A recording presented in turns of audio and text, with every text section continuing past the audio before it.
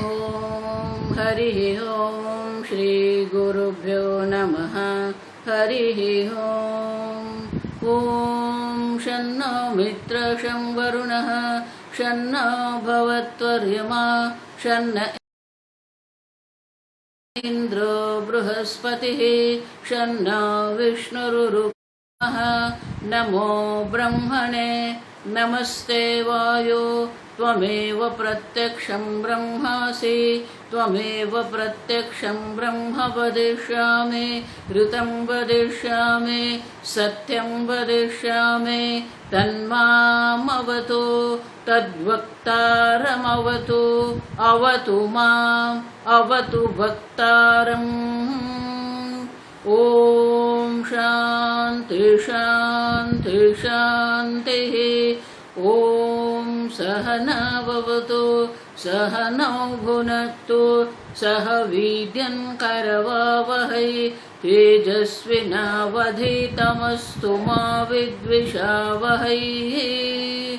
ॐ शान्ति शान्ति शान्तिः।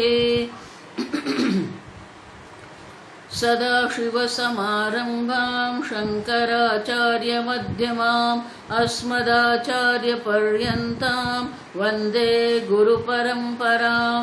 श्रुतिस्मृतिपुराणानाम् आलयं करुणालयं नमामि भगवत्पादं शङ्करं लोकशङ्करं शङ्करं शङ्कराचार्यं केशवं बादरायणं सूत्रभाष्यकृतौ वन्दे भगवन्तौ पुनः पुनः। ईश्वरो गुरुरात्मेति मूर्तिभेदविभागिने व्योमवद्व्याप्तदेहाय दक्षिणामूर्तये नमः। निधये सर्वविद्यानां विषजे भवरोगिणां गुरवे सर्वलोकानां दक्षिणामूर्तये नमः। ॐ नमः प्रणवार्थाय शुद्धज्ञानैकमूर्तये निर्मलाय प्रशान्ताय दक्षिणामूर्तये नमः। ॐ नमः श्री शङ्करानन्द गुरुपादाम्बुजन्मने। ॐ नमः श्री शङ्करानन्द गुरुपादाम्बुजन्मने। सविलासमहामोह ग्राहग्रासैककर्मणे सविलासमहामोह ग्राहग्रासैककर्मणे।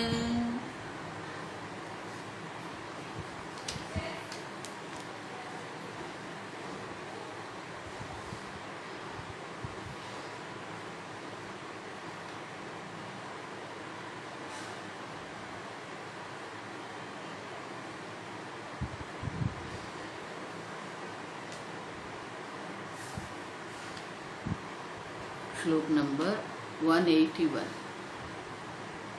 यत्र त्वस्य जगत्स्वात्मा यत्र त्वस्य जगत्स्वात्मा पश्येत् तत्र केन कम पश्येत् कस्तत्र केन कम किं जिघ्रेत् किं वदेत्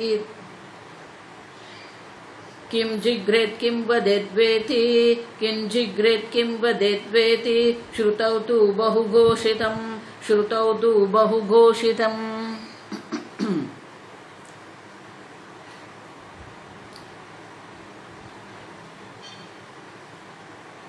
भारती तीर्थ मुनि बहुत स्पष्ट शब्दों में हमें कह रहे हैं, अपह्नुत जो लोकाः तत् इंद्रजालमिदं तुइति।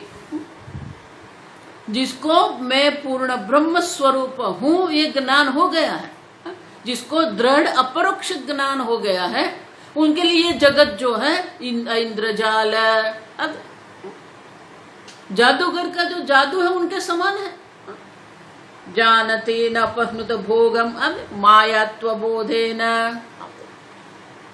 मिथ्यात्व का बोध हो जाए फिर कितने भी भोग करें, भोग करने से जगत सत्य नहीं हो जाता है। आप समझो, हम सूर्योदय का दर्शन करते हैं, सूर्यास्त का दर्शन करते हैं, आकाश की नीलिमा का दर्शन करते हैं, तो क्या वो सत्य हो गया? अब समझो, किसी भी वस्तु का अनुभव हमें हो रहा है तो अनुभव जो है वस्तु की सत्यता सिद्ध नहीं करते। आप समझो, वेदांत में ये बात हमें स्पष्ट होनी चाहिए। अब देखो आजकल जो ये ध्यान चल रहा है, स्वामी जी उनके लिए शब्द प्रयोग करते थे, एक्सपीरियंस हंटर। अब देखो, आप एक विशेष अनुभव को ब्रह्म ज्ञान कहते हो, आप एक विशेष अनुभव को समाधि कह रहे हो, बिल्कुल अयोग्य है, अनुचित है। आप समझो, विशेष अनुभव समाधि नहीं है, विशेष अनुभव ब्रह्म ज्ञान नहीं है। अब समझो, और अनुभव वस्तु की सत्यता सिद्ध नहीं करती। इसलिए हमने देखा आगे के श्लोक में, स्वप्न जगत का अनुभव हम कर रहे हैं, लेकिन क्या वो सत्य हो गया? नहीं। अब संपूर्ण स्वप्न जगत का हम अनुभव कर रहे हैं, स्वप्न जगत में हम प्रवास भी करते हैं, यात्रा भी करते हैं। अब क्या वो सत्य हो गया? नहीं। मांडुक्य उपनिषद में इसलिए पूर्ण एक प्रकरण गौड़पादाचार्य जी ने इसके लिए रखा, वही तथ्य प्रकरण।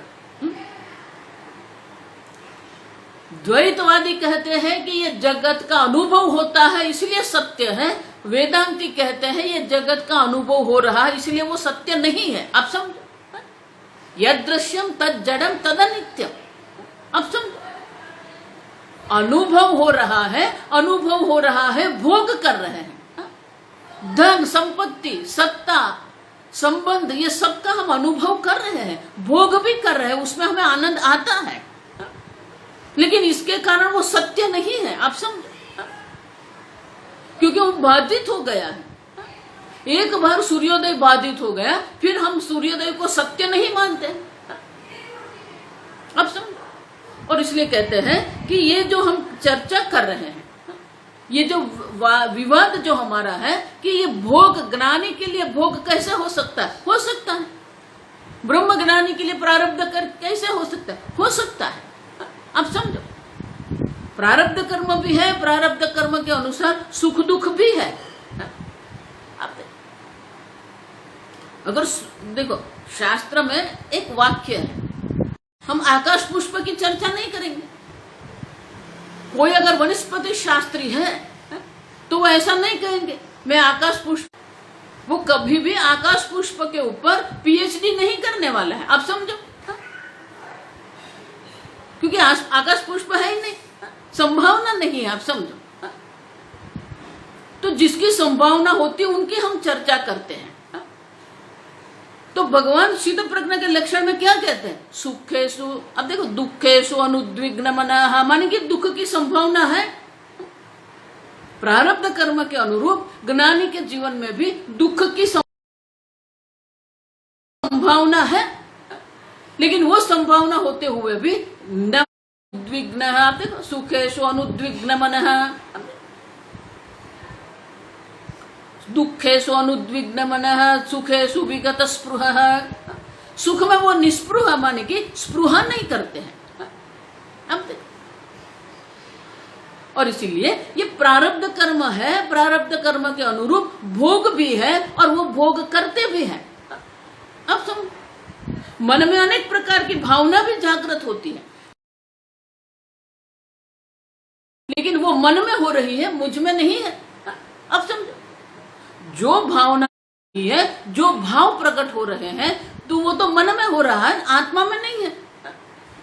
और इसीलिए आगे का बहुत सुंदर बृहदारण्यकोपनिषद का मंत्र का अवतरण यहां कर रहे हैं। आप समझो कि जिसको ये ब्रह्म ज्ञान हो गया है, उनके लिए कौन भोक्ता है, कौन भोग्य है? आप देखो, कोई भोक्ता भी नहीं है, कोई भोग्य है ही नहीं। आप समझो, आगे हम देख के गए। इसलिए तो मंत्र क्या कह रहा है? किमिच्छन कस्य कामाय। अब देखो, किमिच्छन, किस भोग्य पदार्थ की वो इच्छा करेंगे, कस्य कामाय, किस भोक्ता के लिए वो इच्छा करेंगे, क्योंकि भोक्ता आत्मा नहीं है। आप समझो, आत्मा कभी भी भोक्ता नहीं हो सकता है, आत्मा कभी भी कर्ता नहीं है। मन में भले ही कर्तृत्व भोक्तृत्व है, आप समझो, इसलिए भगवान कहते इंद्रियाणि इंद्रियार्थेषु वर्तन्ते इति मत्वा न सज्जते। इंद्रिय इंद्रियों के विषय में प्रवृत्त हो रही है, अब देखो, लेकिन उनके साथ मैं भोग कर रहा हूं, ये मेरा है, ऐसा किसी भी प्रकार से न सज्जते, आसक्ति नहीं करते हैं वो। अब देखो, बाह्य जगत से देखेंगे तो ज्ञानी और अज्ञानी समान ही दिखेंगे आपको। कई बार ऐसे होता है कि हम ज्ञानी के साथ रहते हैं तो वो भी भोजन करते हैं, हम भी भोजन करते हैं, हमको ऐसा ही लगे कि तो हमारे जैसे ही है। अब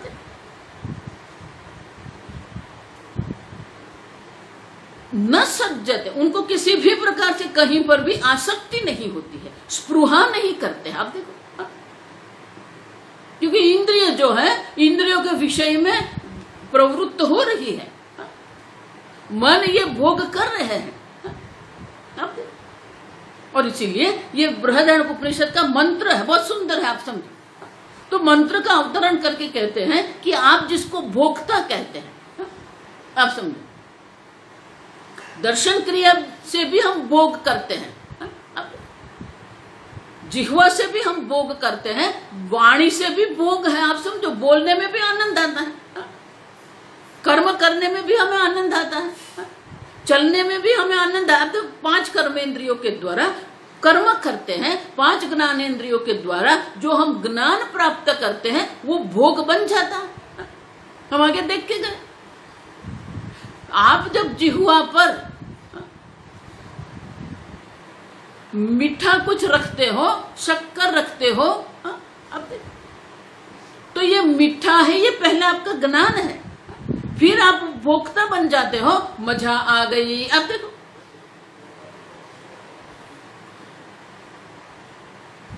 तो भोक्ता भी है, भोग्य भी है, लेकिन उनकी विशेष प्रकार से इच्छा नहीं, किम इच्छन कस्य काम आए। आप समझो, जो भोग हो रहे ज्ञानेंद्रियों के द्वारा जो हम ज्ञान प्राप्त करते हैं वो भी भोग बन जाते हैं। दर्शन क्रिया में, श्रवण क्रिया में, स्पर्श क्रिया में, आप देखो, रसना के द्वारा हम स्वाद ग्रहण करते हैं। अब देखो, ग्रहणेन्द्रिय के द्वारा हम गंध ग्रहण करते हैं, अनेक प्रकार के परफ्यूम होते हैं, अनेक प्रकार की अगरबत्ती होती है, धूप होते हैं, आप देखो, तो उनका भी हम भोग कर रहे हैं, उनके प्रति भी हमें राग द्वेष है। अब समझो, इस प्रकार के परफ्यूम मुझे पसंद है। अब तो ये भोग 5 ज्ञानेंद्रियों के द्वारा, 5 कर्मेंद्रियों के द्वारा सब प्रकार की प्रवृत्ति हो रही है, लेकिन वो कभी भी उसमें आसक्त नहीं होते हैं। और इसलिए कहते हैं कि किस भोक्ता के लिए, किस भोग्य की वो इच्छा करेंगे, किम इच्छन कस्य काम आए, शरीरम अनुज्वरेत, अपने शरीर को वो क्यों संतप्त करेंगे। अब प्रारब्ध से जो प्राप्त होता है उसी से वो प्रसन्न रहते हैं, विशेष प्रकार की कोई प्रवृत्ति की आवश्यकता नहीं है उनको।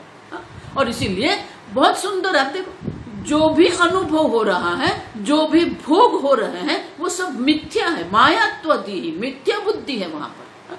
और वो मिथ्या बुद्धि क्या है वो समझाने के लिए अब वो सुंदर बहुत बृहदारण्यक में ये मंत्र है, यत्र तु अस्ते सर्वमात्मा एव अभूत केन कम पश्येत इत्यादि श्रुति ही। अब यत्र तु अस्य सर्वम आत्मा एव अभूत, जिसके लिए कल मैंने कहा सर्व ब्रह्म मात्र है, सर्व आत्मा मात्र है। तो देखने वाला भी आत्मा है, देखने दृष्टा भी आत्मा है, दृश्य भी आत्मा ही है, आप समझो। और इसलिए कहते हैं केन कम पश्येत। अब देखो, इति श्रुति ही द्रष्टु दर्शन दृश्याभ्याम भावम बोधयति। अब दृष्टा भी है, दृश्य भी हो, दर्शन क्रिया भी हो रही है। अब देखो, लेकिन तीनों में जो है दृश्य अभावम बोधयति है ही नहीं। आत्मा की दृष्टि से अगर देखते हैं तो दृष्टा भी नहीं है, दृश्य भी नहीं है, दर्शन क्रिया भी नहीं है। आप समझो। इसीलिए भगवान कहते हैं नहीं वह किंचित करो मिति, मैं कुछ करता ही नहीं हूं, आप देखो हो रहा है, लेकिन उनके विशेष प्रकार का कोई संकल्प नहीं है मैं ये करूं। आप देखो हम देख के गए सर्व संकल्प संन्यास, विशेष प्रकार के भोग के लिए, विशेष प्रकार के कर्म के लिए, विशेष प्रकार की प्रवृत्ति के लिए, विशेष प्रकार के संजोग के लिए उनके मन में कोई संकल्प नहीं है। और इसलिए कहते हैं कस्य कामाय किमिच्छत्, और उसी प्रकार से कहते हैं केन कम पश्येत, किस दृष्टा के द्वारा किसका वो दर्शन करते हैं। आप देखो क्योंकि दृष्टा भी मिथ्या है, दर्शन क्रिया भी मिथ्या है, दृश्य भी मिथ्या है। आप देखो क्यों, सर्वमात्ममेव अभूत, जिसने सर्व में आत्मा भाव कर दिया, सर्वभूतस्थम आत्मानं सर्वभूतानि च आत्मनि। आप सब एक देह में बैठकर नहीं बोलना है मैं ब्रह्मज्ञानी हूं, यहां जो कुछ है सब आत्मा मात्र है, ब्रह्म मात्र है। आप समझो, और इसलिए उपनिषद कहते हैं जिसके लिए तू अस्य सर्वमात्मा एव भूत, अस्य जिसके लिए सर्व आत्मा मात्र है,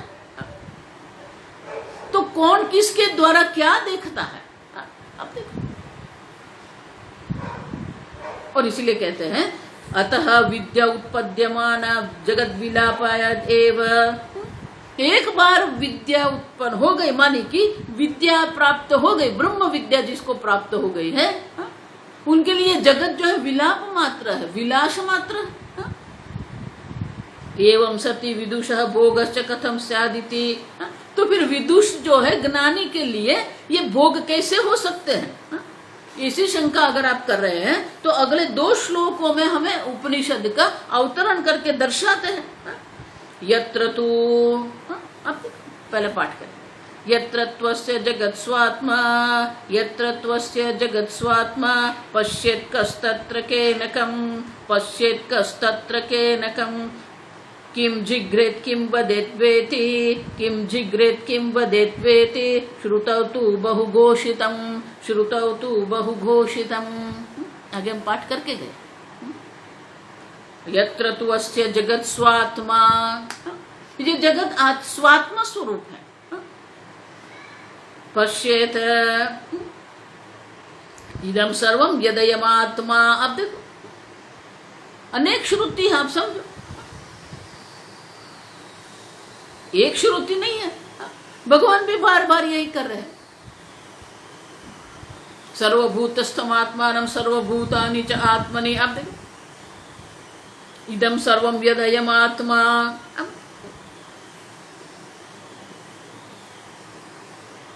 यत्र तु अस्य सर्वमेव आत्मभूत अभूत, तो जिसके लिए सब आत्मा है, पश्येत कह तत्र केनकं। अब देखो किसके द्वारा किसका वो दर्शन कौन कहा, आप देखो कौन किसके द्वारा किसका दर्शन करता है। अब देखो है ही नहीं, दृष्टा भी नहीं है, दृश्य भी नहीं, दर्शन क्रिया भी नहीं है। आप समझो जगत की दृष्टि से है, लेकिन आत्मा की दृष्टि से अगर हम देखते हैं तो सब मिथ्या है। कल मैंने कहा कि घट है और वो घड़े का भौतिक रूप से हमें नाश नहीं करना है, मृत्यु के तेव सत्य। उसी प्रकार से ये जगत का अनुभव है, दृष्टा भी है, दृश्य भी है, दर्शन क्रिया भी है। उसी प्रकार से किम जिग्रेत, अब देखो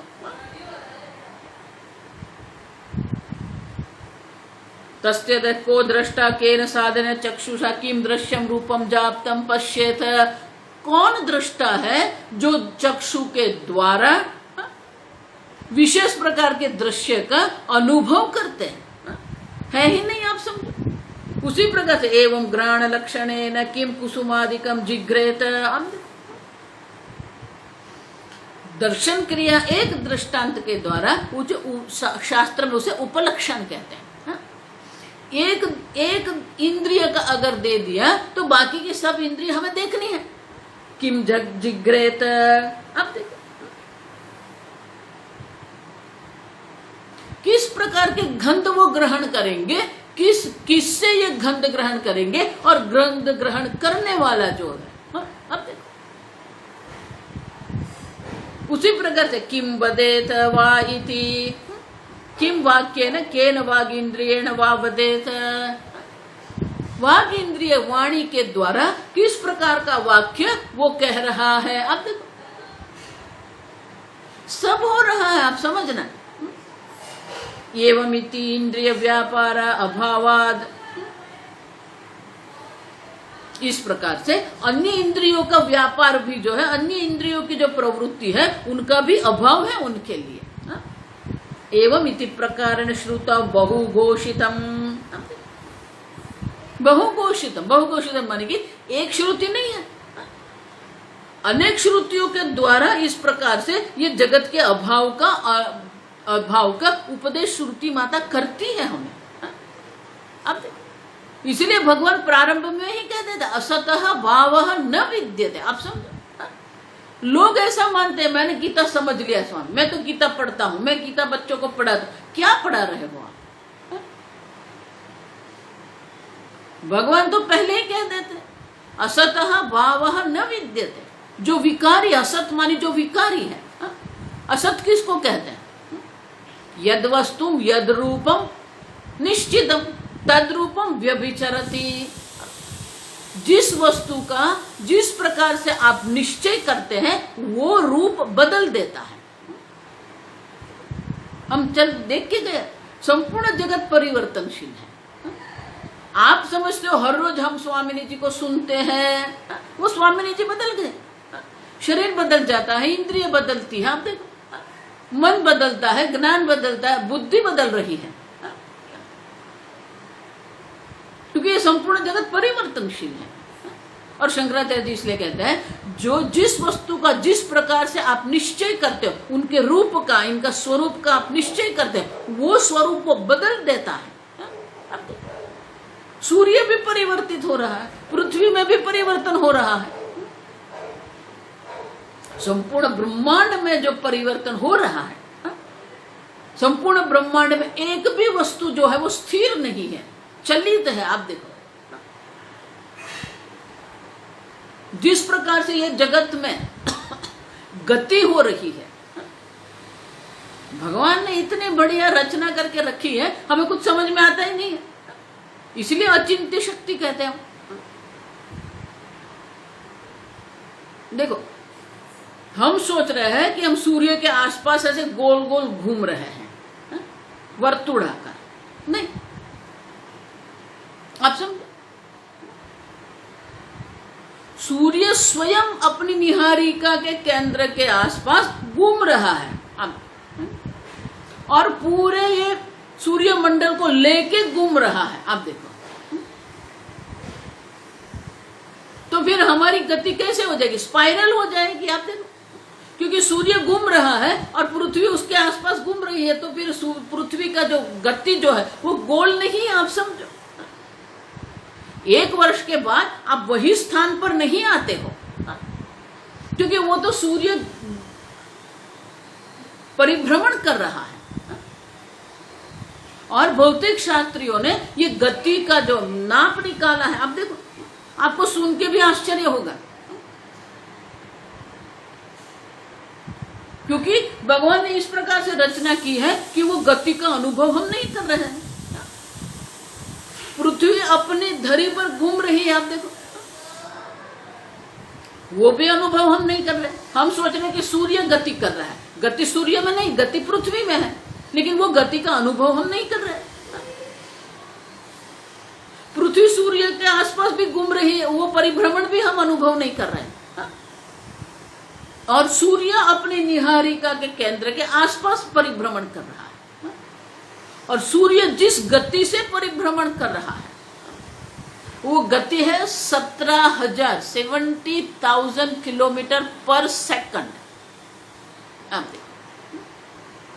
इस जगत में कोई वस्तु स्थिर नहीं है, परिवर्तनशील है। तो ये परिवर्तनशील जगत में हम सोच रहे हैं कि ये सब सत्य है। कैसे सत्य हो सकता है? आप सोच रहे हैं कि 1 वर्ष के बाद मेरे जब जन्मदिन आएगा तो उसी स्थान पर हम आ जाएंगे। उसी स्थान पर आप नहीं आएंगे, क्योंकि सूर्य तो कहां से कहां गति करके गए।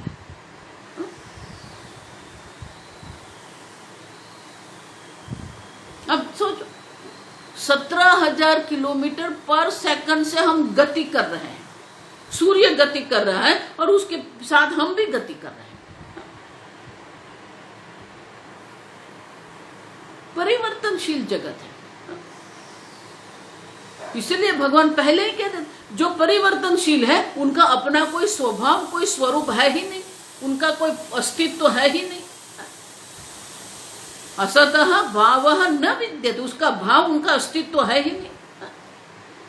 देखो, इसलिए मैं कहती हूँ, आप किसके लिए रो रहे हैं, किसके लिए दुखी हो रहे हैं, आप किसको पकड़ के रखना चाहते हैं? ये परिवर्तनशील जगत में आप किसी को पकड़ के नहीं रख सकते हो। पकड़ के रखना ही तो हमारी मूर्खता है। जो छूट रहा है उसको छोड़ दो, जो परिवर्तित हो रहा है उसको छोड़ दो। आजकल ये जो माता पिता है ना, वही इच्छा है हमारे बच्चे पढ़े। अब देखो, पुत्र और पुत्री को वो पढ़ाते हैं।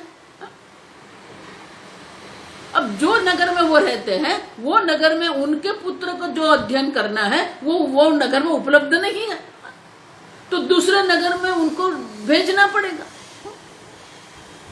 अब पुत्र जब वहां जाता है तो वहां की जो संस्कृति है, वहां के जो लोग हैं, वहां के जो मित्र मंडल है,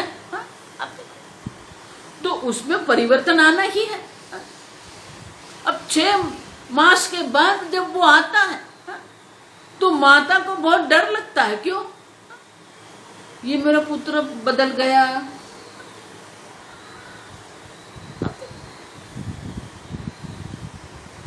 इतना क्यों डर है? हम ही पुत्र का विवाह करवाते हैं और हम ही वो पुत्र से फिर डरते हैं। मेरा पुत्र अब मेरा नहीं सुनता, उनकी पत्नी का सुनता है। अब ये क्या है? अब सोचो, हम परिवर्तन को नहीं स्वीकार सकते। आपसे जितने भी ये कलह होते हैं ना, ये परिवर्तन का अस्वीकार है। हम नहीं स्वीकार कर सकते। आगे मैं कह के दिया आपको, कई लोग जो है अभी भी 5 साल, 10 साल, 20 साल तक वो भूतकाल में ही बैठे हुए, क्योंकि भूतकाल में एक ऐसा प्रसंग बन गया है, वो प्रसंग वो स्वीकार नहीं कर सकते, उसी को पकड़ के बैठ गए। वो उनको स्वीकार नहीं कर सकते। आगे बढ़ना चाहिए हमें। जो हो गया उसको छोड़ दो, लेकिन नहीं छोड़ सकते। अब देखो, तो ये जगत, परिवर्तनशील जगत आपका दुख का कारण नहीं है। उनकी परिवर्तनशीलता को हम नहीं स्वीकार सकते, और जो परिवर्तनशील है उनका अपना कोई अस्तित्व है ही नहीं, और इसलिए प्रश्न करते हैं।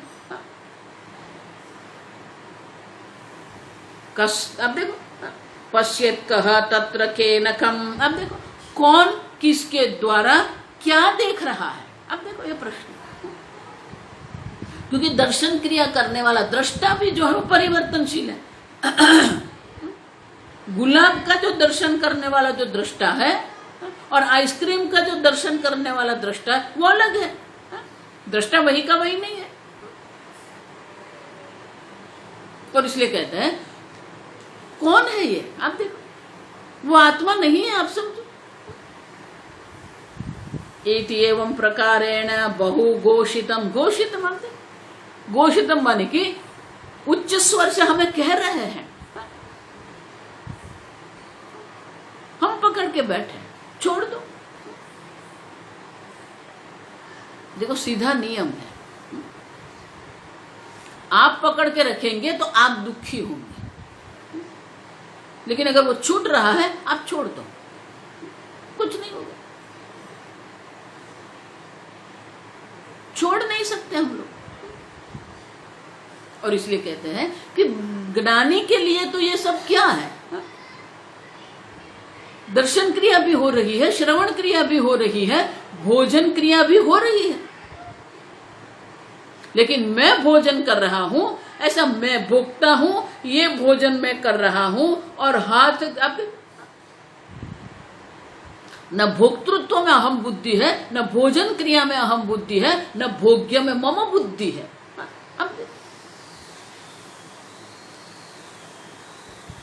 अब सुन, ये मैं करूं जो करते रहते हैं ना हम लोग, नहीं, कुछ भी नहीं। और इसलिए कहते हैं इस प्रकार से श्रुति माता अनेक स्थान पर अनेक प्रकार से ये कहते हैं।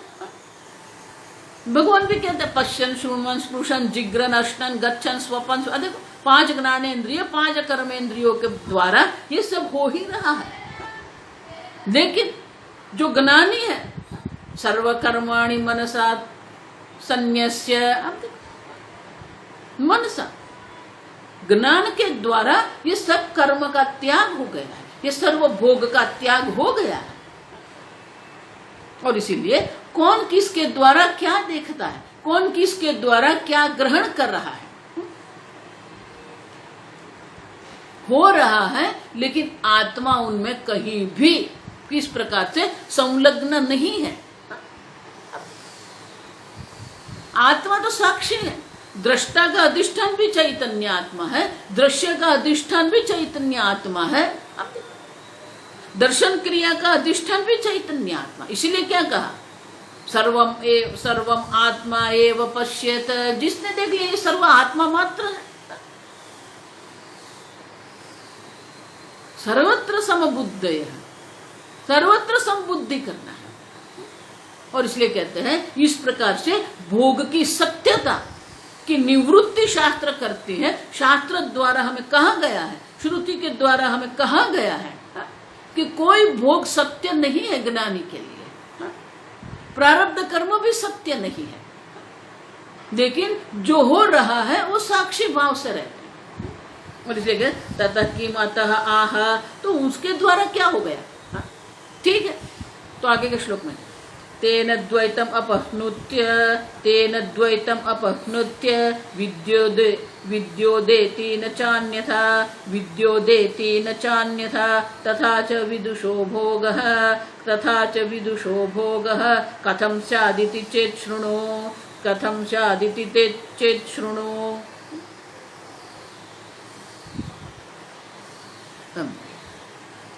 तो कहते हैं कि ठीक है ये हो रहा है, तो उससे क्या हो गया, लेकिन वो भोग तो कर रहा है ना, सत्य है मिथ्या, भोग तो वो कर रहा है ना। अब तो बोलते कि नहीं, क्यों, तेन द्वैतम अपहनुत्य विद्या उदेति च नान्यथा।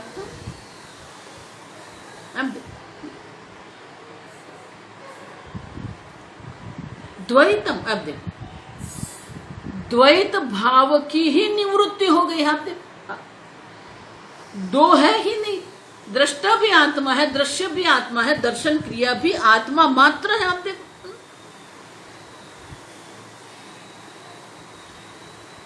और इसलिए कहते हैं द्वैतम अपहनुत्य विद्या उदेति, विद्या उदेति, विद्या की जो उदय होता है, विद्या का जो उदय हो रहा है, विद्या की उत्पत्ति जो उनके बुद्धि में हो रही है, उसका जो द्वैत जो है उनका बाध हो जाता है। अब द्वैत रहता ही नहीं है, एकमेव अद्वितीयम। और इसलिए कहते हैं जब द्वैत की निवृत्ति हो जाती है तभी तो अविद्या की उत्पत्ति हुई। हम कहते हैं न च अन्यथा, अन्य किसी भी प्रकार से नहीं। अब देखो तो ये जो है कि अगर आप कहते हो कि ब्रह्म विद्या की उत्पत्ति होती है, ब्रह्म विद्या के द्वारा ये द्वैत की निवृत्ति हो जाती है, ठीक है।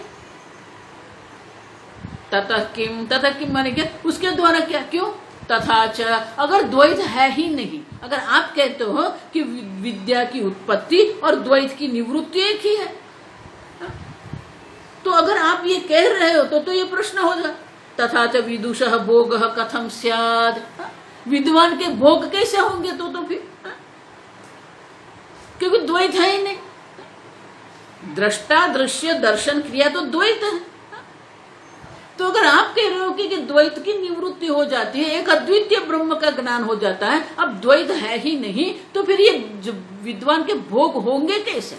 आप कहते हो कि प्रारब्ध कर्म के अनुसार उनके जीवन में भोग प्राप्त होते हैं, कथम स्यात्?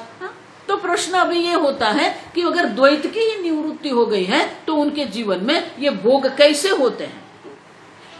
चेत सुनो, अगर आप ये प्रश्न पूछ रहे हो, सुनो तो आप सुनो। बहुत सुंदर उत्तर है आप सब कि अगर द्वैत की निवृत्ति हो गई है तो फिर उनके लिए भोग हो ही नहीं सकता। लेकिन भोग है, प्रारब्ध कर्म के भोग है ज्ञानी के जीवन में भी। तो बोले कि वो कैसे हो सकता है, कैसे संभव है ये? तो आगे के श्लोक में कहते सुषुप्ति विषया मुक्ति विषया वा श्रुति स्तुति, सुषुप्ति विषया मुक्ति विषया वा श्रुति स्तुति, उक्तम स्वाप्यय संपत्त्योः उक्तम स्वाप्यय संपत्त्योः इति श्रुते इति सूत्रे अतिस्फुटम् इति सूत्रे अतिस्फुटम्। अब सुषुप्ति विषया मुक्ति विषय वा श्रुति ही तु इति।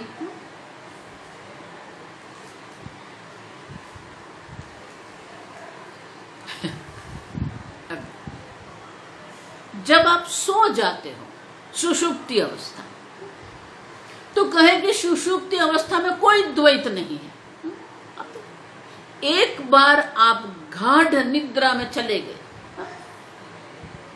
एक बार ये गाढ़ निद्रा में चले गए, फिर वहां क्या है? द्वैत है? नहीं है। न देह है, न मन है, न इंद्रिय है, न जगत है, न नगर है, न कुछ भी नहीं है। ये आपका अनुभव है।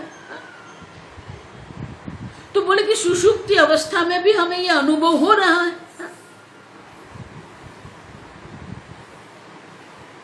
उसी प्रकार से मुक्ति विषया वा श्रुति ही तु इति। तो मुक्ति विषय, जो श्रुति मुक्ति के विषय में बारे में कह रही है, वो भी तो कह रही है कि द्वैत का अभाव है। अब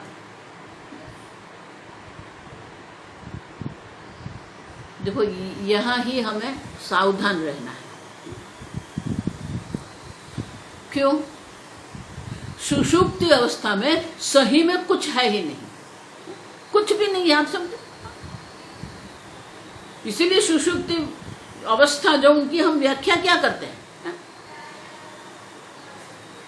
हम किंचिन न जानामि, मैं कुछ जानता नहीं, क्यों? है ही नहीं कुछ। तो सुषुप्ति अवस्था में तो द्वैत का अभाव है ही नहीं। लेकिन मुक्ति अवस्था हम जिसको कहते हैं, वहां जो हम द्वैत का अभाव कहते हैं, वो जो द्वैत का अभाव है वो बाधित है। आप समझो, अनुभव हो रहा है, इंद्रियों का व्यापार हो रहा है, और फिर हम कहते हैं कि नहीं है। और इसलिए कहते हैं सुषुप्ति विषया मुक्ति विषय वा श्रुति ही तु इति उक्तम। श्रुति माता कहती है जिस प्रकार से सुषुप्ति में कुछ भी नहीं है,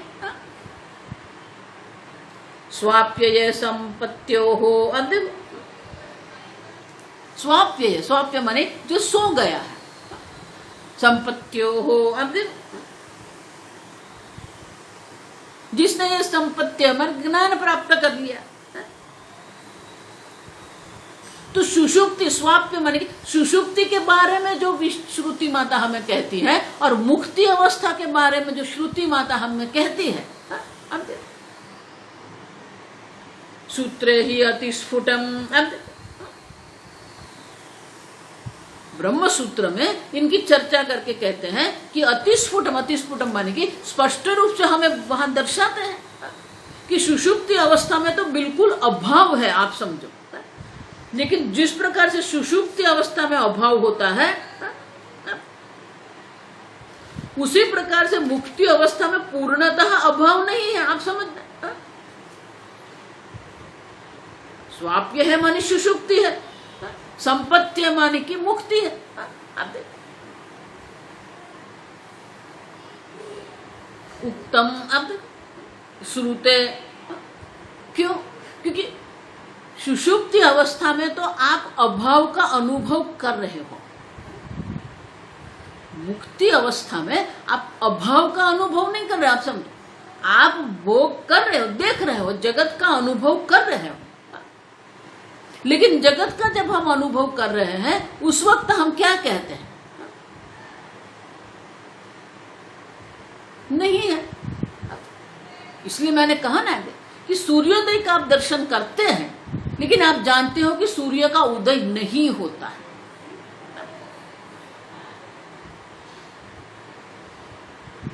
शास्त्र में उसे ज्ञानाध्यास कहते हैं। रस्सी के स्थान पर आप सर्प का अनुभव कर रहे हो, सर्प बुद्धि आपको हो रही है, वो अर्थाध्यास। एक वस्तु की जगह पर आप दूसरी वस्तु देखते हैं। है रज्जु, वहां पर आप सर्प देख रहे हैं, लेकिन यहां ऐसा नहीं है। आप सूर्योदय का अनुभव कर रहे हो,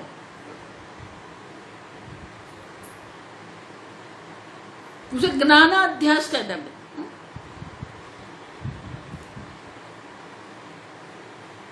अनुभव हो रहा है, लेकिन आपके ज्ञान में कोई अध्यास नहीं है, उनकी सत्यता की निवृत्ति हो जाती। अध्यास माने की, ज्ञानाध्यास मान की उनको सत्य मानते हैं। मृगजल भी हमें दिखता है। कल मैंने कहा ना, मृगजल ही नहीं दिखता, उनके जो अगर रास्ते पर अगर आप मृगजल देख रहे हैं तो आसपास, मार्ग के आसपास जो भी वृक्ष है या कुछ भी है, उनका प्रतिबिंब भी हम देखते हैं वहां पर।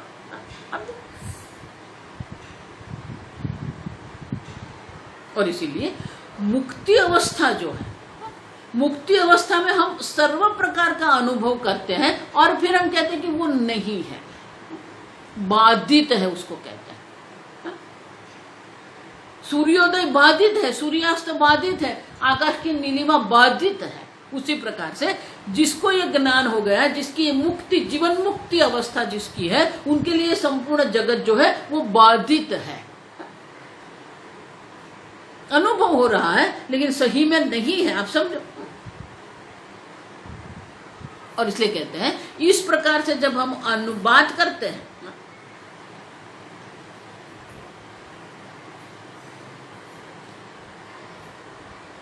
तो अनुभव होना एक बात है, लेकिन उनकी सत्यता की अगर आपने निवृत्ति कर दी तो उसको बाधित किया, ऐसा कहते हैं। सूर्योदय का अनुभव है लेकिन उनकी सत्यता की निवृत्ति हो गई तो वो बाधित हो गए। उसी प्रकार से ये जगत का अनुभव हम कर रहे हैं, लेकिन जगत की सत्यता का हम बाधित कर देते हैं। एक बार सत्यता की निवृत्ति हो गई फिर कुछ भी नहीं है, भले वो ऐसा ही है। एक विशेष प्रकार से होने की कोई संभावना है ही नहीं।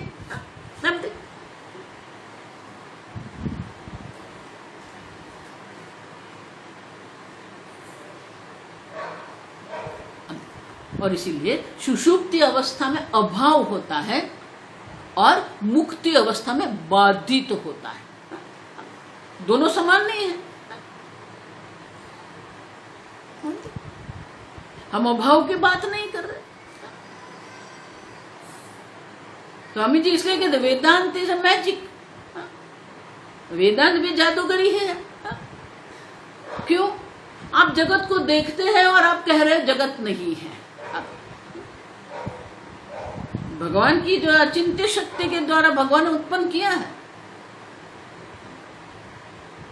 लेकिन ईश्वर ने उत्पन्न किया इसलिए वो सत्य नहीं हो जाता।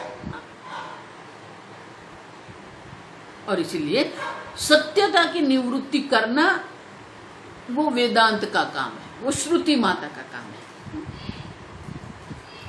तो श्रुति माता स्फुटम माने कि ये स्पष्ट है हमारे लिए।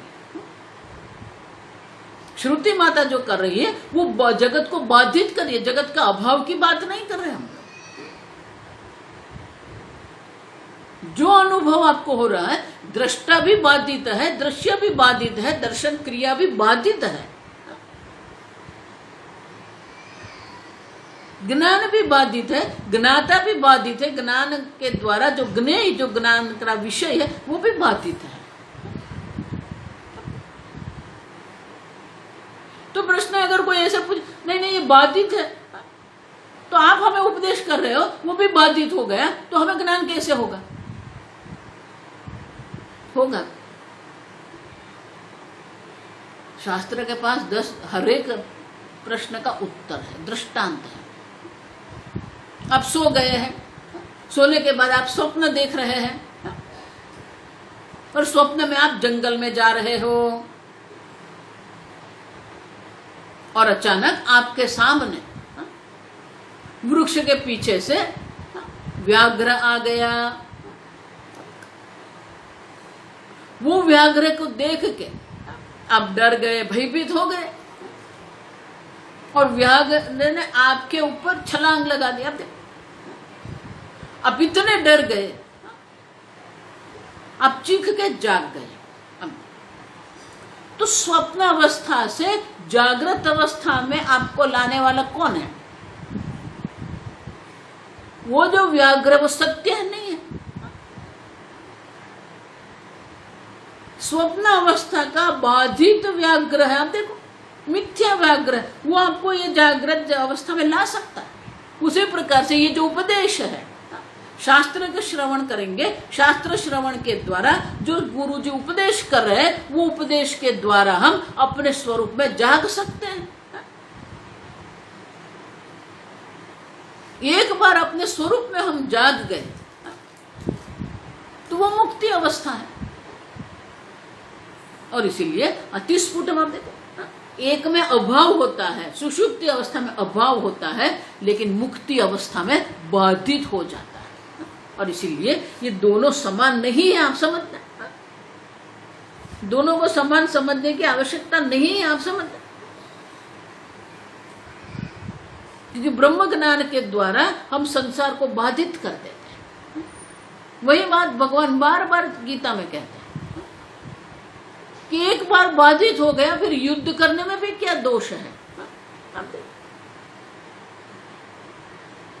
इसलिए भगवान ने तो उपदेश करके कह दिया, यथेच्छसि तथा कुरु। आप देखो, आपको जो करना है करो।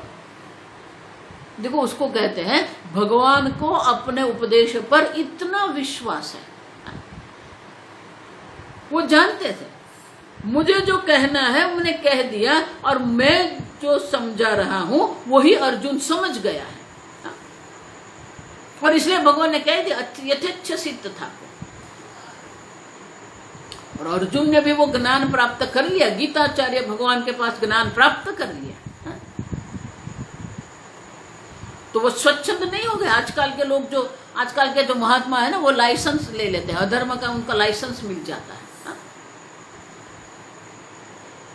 वो भगवान को क्या कहते हैं? करिष्ये वचनम तव। आप देखो, आपके वचन के अनुरूप ही मैं कर्म करूंगा। आपने जो मुझे उपदेश दिया है, करिष्ये वचनम तव। आप देखो, आपके जो वचन है, आपका जो उपदेश है, उनका अनुसरण मैं करूंगा। अपने मन का अनुसरण नहीं करना है, शास्त्र का अनुसरण करना है, हमें गुरु के उपदेश का अनुसरण करना है, ईश्वर के संकेत का अनुभव हमें करना है। ईश्वर हमारे सामने जो परिस्थिति लाके रख देते हैं, प्रारब्ध कर्म जो है वो ईश्वर का कर्म फल है। और इसलिए अर्जुन कहते हैं करिष्ये वचनम, आपके उपदेश के अनुसार ही मैं वर्तन करूं। ये वेदांत की विशेषता है। गुरु तो स्वतंत्रता दे देते हैं, करिष्ये, और शिष्य कहते हैं नहीं, आपके वचन की मर्यादा का पालन मैं करूंगा। और इसीलिए उपदेश मिथ्या होते हुए भी हमें वो आत्म तत्व में जागृत कर देता है। जिस प्रकार से स्वप्न से जागृत में हम जाग जाते हैं, उसी प्रकार से ये जागृत अवस्था से हमें आत्म तत्व में जागना है। एक बार आत्म तत्व में हम जाग गए फिर ये सब मिथ्या है, बाधित है। और इसलिए कहते हैं अति स्फुट, स्पष्ट है, आप समझो।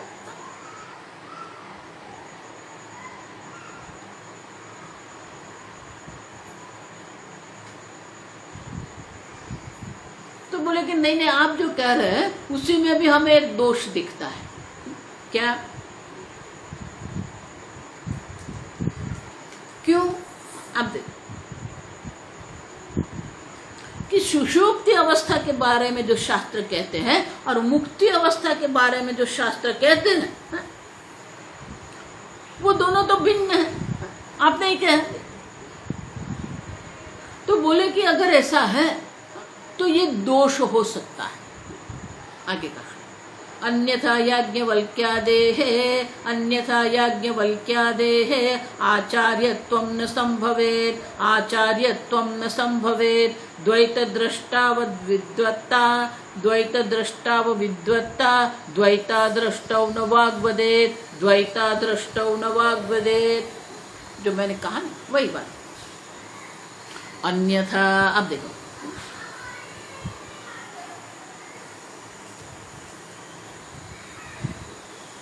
कि ये जो श्रुति हमें कह रही है वो सुषुप्ति अवस्था से हमने मुक्ति अवस्था की बात कर रही है। आप देखो, तो अगर आप कह रहे हैं कि ये जगत का अभाव हो जाता है, माने कि जगत बाधित हो जाता है, तो फिर क्या होगा? याज्ञवल्क्यादेः आचार्यत्वं न संभवेत्।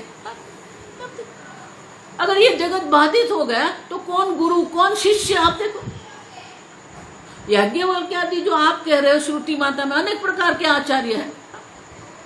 धर्मराज यमराज भी आचार्य है, पिप्पलाद मुनि भी आचार्य है, शौनक जी भी आचार्य है। अब भृगु, अब भृगुर्वै वारुणिः, वरुण भी आचार्य है, भृगु उनका शिष्य है।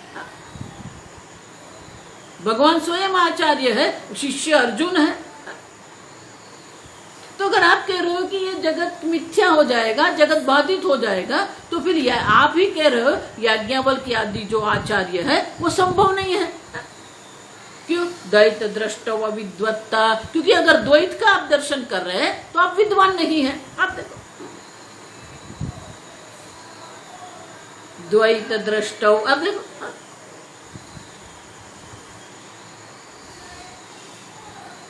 द्वैत जो है अविद्वत्ता, अगर द्वैत के दर्शन कर रहे हैं तो फिर वो विद्वान नहीं है, और द्वैत का दर्शन नहीं कर रहे, द्वैत अदृष्टौ न वाग्वदेत। अगर द्वैत का वो दर्शन नहीं कर रहे हैं तो फिर किसको ये उपदेश कर? वाग्वदेत माने कि ये वाणी जो बोल रहे हैं, तो किसको उपदेश करेंगे वो? अगर उनको द्वैत का दर्शन हो रहा है तो फिर वो विद्वान नहीं है, और अगर द्वैत का दर्शन नहीं हो रहा है तो वो किसको उपदेश करेंगे? अब सुन, और इसलिए कहते हैं कि अगर आप ये कहेंगे तो फिर अनिष्ट हो जाएगा। क्यों? क्योंकि आचार्य परंपरा रहेगी नहीं। जो गुरु परंपरा हम कहते हैं, भगवान भी चौथे अध्याय में एवं परंपरा प्राप्तम। अब देखो, तो आचार्य और शिष्य की, जो गुरु और शिष्य की जो परंपरा हम कहते हैं, वो परंपरा भी नहीं रहेगी। परंपरा नहीं रहेगी, उपदेश नहीं रहेगा, तो कोई ज्ञानी हो ही नहीं सकता। आप समझो, अनवस्था देखो, अनवस्था माने कि वो रहेगा ही नहीं। और इसलिए कहते हैं दोनों ओर से आप फंस जाएंगे। द्वैत का दर्शन कर रहे हैं तो वो ज्ञानी नहीं है, विद्वान नहीं है, और द्वैत का दर्शन नहीं कर रहे हैं तो वो किसको उपदेश करेंगे? और इसीलिए अगर आप कहेंगे कि ये जगत नहीं है तो याज्ञवल्क्य आदि जो गुरु जी हैं वो किसको किस प्रकार से उपदेश करेंगे? जीवन मुक्ति देखो, इसीलिए मैं कहता हूं ईश्वर की सृष्टि की दृष्टि से अगर आप देखेंगे ना, या आप समझेंगे ना, तो कितना अद्भुत है ये। भगवान ने प्रारब्ध कर्म का नाश नहीं किया, तभी तो हमें आचार्य उपलब्ध हो सकते हैं। अगर ज्ञान होने से ही उनको विदेह मुक्ति हो जाएगी, देह पड़ जाए, तो फिर तो क्या होगा? हमें कोई गुरु ही उपलब्ध नहीं होंगे, आचार्य उपलब्ध नहीं होंगे। आचार्य या गुरु उपलब्ध नहीं है तो ज्ञान कैसे हम प्राप्त करें? और इसीलिए ये संसार भी माया का कार्य है, ये उपदेश भी माया का कार्य है। आप समझो, ये सब माया का कार्य। लेकिन ये माया अनुकूल माया, हम देख के गए। सांसारिक माया जो है वो प्रतिकूल है, जो हमें भोग की ओर ले जाते हैं, हमें जन्म मरण की ओर ले जाने वाली माया है। लेकिन जो अनुकूल माया है वो हमें मोक्ष की ओर ले जाती है। और ये अचिंत्य माया की जो व्यवस्था है उसी में आचार्य भी है, शिष्य भी है, श्रुति भी है, उपदेश भी है, भक्ति भी है, साधन भी है, सब है। और इसीलिए अगर आप ऐसी शंका करते हो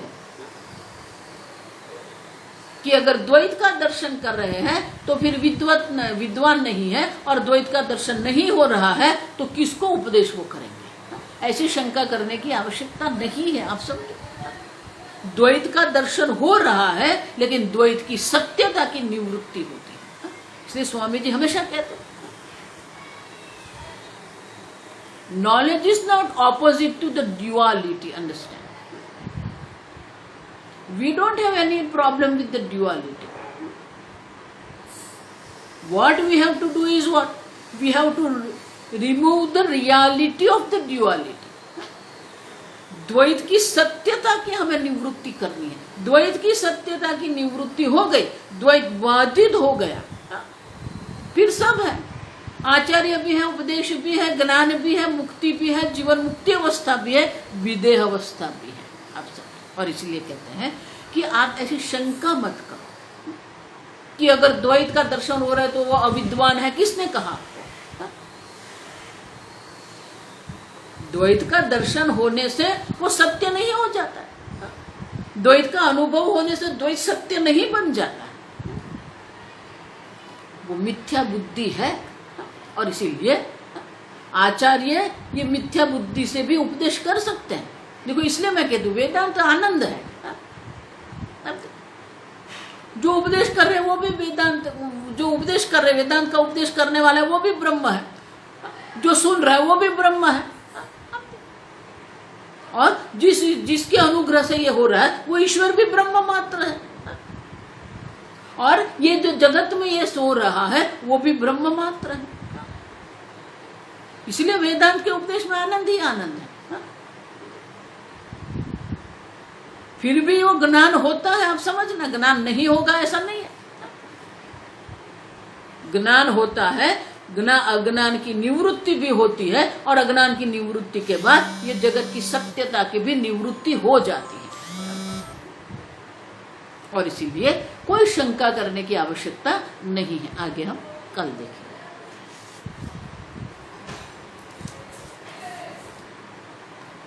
ओम स्वस्ति प्रजाभ्यः परिपालयन्तां न्यायेन मार्गेण महिं महिषाः गोब्राह्मणेभ्यः शुभमस्तु नित्यं लोकाः समस्ताः सुखिनो भवन्तु काले वर्षतु पर्जन्यः पृथिवी सस्यशालिनी देशोऽयं क्षोभरहितः ब्राह्मणाः सन्तु निर्भयाः। ओम सर्वेषां स्वस्तिर्भवतु, सर्वेषां शान्तिर्भवतु, सर्वेषां पूर्णं भवतु, सर्वेषां मङ्गलं भवतु, सर्वे भवन्तु सुखिनः, सर्वे सन्तु निरामयाः, सर्वे भद्राणि पश्यन्तु, मा कश्चित् दुःखभाग् भवेत्। असतो मा सद्गमय, तमसो मा ज्योतिर्गमय, मृत्योर्मा अमृतंगमय। ओम पूर्णमदः पूर्णमिदं पूर्णात् पूर्णमुदच्यते पूर्णस्य पूर्णमादाय पूर्णमेवावशिष्यते। ओम शांति शांति शांति। हरि ओम। श्री गुरुभ्यो नमः। हरि ओम।